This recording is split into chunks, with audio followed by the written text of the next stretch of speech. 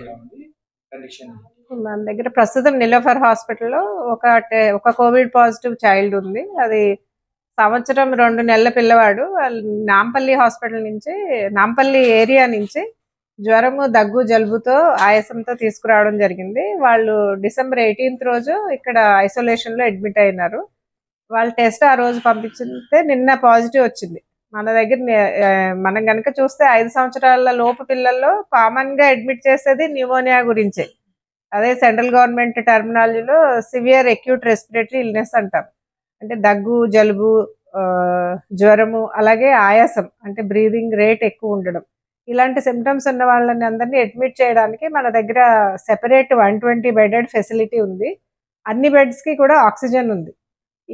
ఎవరైతే ఈ సిమ్టమ్స్తో వస్తారో వాళ్ళని ఈ బిల్డింగ్లో అడ్మిట్ చేయడం జరుగుతుంది. అందరికీ కూడా మేము కోవిడ్ టెస్ట్ చేస్తాం. మధ్యలో బానేస్తాం, కానీ ఇప్పుడు మళ్ళీ సెంట్రల్ గవర్నమెంట్ గైడ్ లైన్స్ వచ్చినాక అందరికీ కోవిడ్ ఆర్టీపీసీఆర్ చేయడం జరుగుతుంది. సో ఈ చేసిన టెస్ట్లో ఈ ఒక్క చైల్డ్కి మాత్రం పాజిటివ్ వచ్చింది. కాకపోతే సిమ్టమ్స్ ఇప్పుడు తగ్గినాయి, చైల్డ్ స్టేబుల్గా ఉన్నాడు. ఈ కొత్తగా వచ్చిన JN1 వేరియంట్ అనేది WHO స్టేట్మెంట్ ప్రకారం ఇది ఓన్లీ వేరియంట్ ఆఫ్ ఇంట్రెస్ట్, అంటే it is variant of concern కాదు. అంటే దీనికి ఇన్ఫెక్టివిటీ రేట్ ఎక్కువ ఉంటుంది. ఒకళ్ళకి వస్తే చుట్టుపక్కల అందరికీ స్ప్రెడ్ అయ్యే అవకాశం అయితే తప్పకుండా ఉంది. సో నెంబర్ ఆఫ్ కేసెస్ మనం కనుక ట్రెండ్స్ చూస్తే 1 monthలోనే చాలా మల్టిపుల్ ప్రపోర్షన్స్లో కేసెస్ నంబర్ పాజిటివిటీ ఇంక్రీజ్ అయింది ఆల్ ఓవర్ ద వరల్డ్. కాకపోతే అదృష్టం ఏంటంటే ఇవేమీ సివియర్ కాదు. సివియర్ కానీ, క్రిటికల్ ఇల్నెస్ కానీ, అడ్మిషన్ అవసరమయ్యే కేసులు తక్కువ. పాజిటివిటీ రేట్ పెరిగినా కానీ most of the cases out patient ట్రీట్మెంట్లోనే తగ్గుతున్నాయి. అడ్మిషన్ అవసరం పడట్లేదు.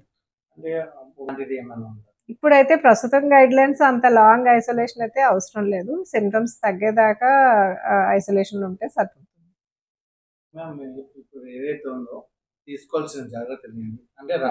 కోర్స్ కోవిడ్ అయినా మిగతా రెస్పిరేటరీ ఇన్ఫెక్షన్స్ అయినా కానీ మనం మెయిన్గా ఓవర్ క్రౌడింగ్ అవాయిడ్ చేయాలి. ఎందుకంటే మెయిన్గా ట్రాన్స్మిషన్ గాలి ద్వారా జరుగుతుంది. సో దగ్గరగా ఎక్కువ మంది ప్రజలు ఉన్నప్పుడు ఒకళ్ళకి సిమ్టమ్స్ ఉన్నా అందరికీ ఇమీడియట్గా స్ప్రెడ్ అయ్యి అందరికీ కూడా ఇన్ఫెక్షన్ సోకే అవకాశం ఉంది. సో అందుకే ఈ కోవిడ్ కేసులు పెరుగుతున్న నేపథ్యంలో మన ఎస్పెషలీ పిల్లల్ని పేరెంట్స్ క్రౌడెడ్ ప్లేసెస్కి, ఎక్కువ జనాభా ఉన్న ప్లేసెస్, సినిమా హాల్స్ కానీ, షాపింగ్ మాల్స్ కానీ అలాంటి ప్లేసెస్కి తీసుకెళ్ళకూడదు. చలిగాల్లో పిల్లల్ని తిప్పకూడదు. ఇంకొక ప్రికాషన్ ఏంటంటే ఒకవేళ అత్యవసర పరిస్థితుల్లో బయటకు వెళ్లాల్సి వచ్చిన క్రౌడెడ్ ప్లేస్ మాస్క్ తప్పనిసరిగా ధరించాలి.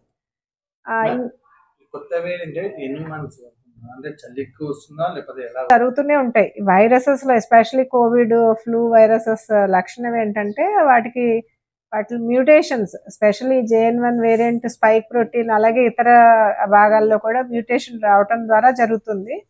ఇవి కొన్ని నెలలు 1-3 months ఉండి, యూజువల్గా ఏ ఎపిడమిక్ అయినా కూడా ఒక 2-3 months ఉండి తగ్గిపోయే అవకాశం ఉంది. యాక్చువల్గా ఈ కోవిడ్కి ఆహార నియమాలు కానీ, అలాగే వాటర్ నియమాలు కానీ ఏం లేవు. ఇన్ జనరల్ నీరు ఎప్పుడు పరిశుద్ధమైన నీరే తీసుకోవాలా. వాటర్ బాయిల్డ్ వాటర్ కానీ, ఫిల్టర్డ్ వాటర్ కానీ ఇవ్వడం మంచిది. బట్ దీనికి కోవిడ్కి ఏమి రిలేషన్ లేదు. అలాగే కోవిడ్ వచ్చిన, న్యూమోనియా వచ్చిన, ఏ సిక్నెస్ ఉన్నా కూడా ప్రత్యేకించి ఆహార నియమాలు అంటూ ఏమి ఉండవు. ఎస్పెషలీ మనం చూస్తుంటాము చిన్నపిల్లలకి ఏదైనా జ్వరం రాగానే కూడా అన్నం పెట్టడం మానేస్తుంటారు. చాలా వరకు అది అరటిపండు పెడితే చలవ, ఇది పెడితే వేడి అని చాలా వరకు ఫుడ్ రెస్ట్రిక్షన్ చేయడం వల్ల పిల్లలు ఇంకా నీరసించిపోతారు. వాళ్ళు ఏమేమి తినగలుగుతారో అన్నీ ఇవ్వాలి. మేము చెప్తుంటాము ఎప్పుడైనా బేబీకి సిక్ జ్వరం కానీ, కోవిడ్ కానీ, ఆర్ డయేరియాలు కానీ ఏమన్నా వస్తే మామూలు కన్నా ఎక్కువ ఆహారం ఇవ్వడానికి ట్రై చేయాలి. అలాగే ఎక్కువ ద్రవ పదార్థాలు ఇవ్వాలి.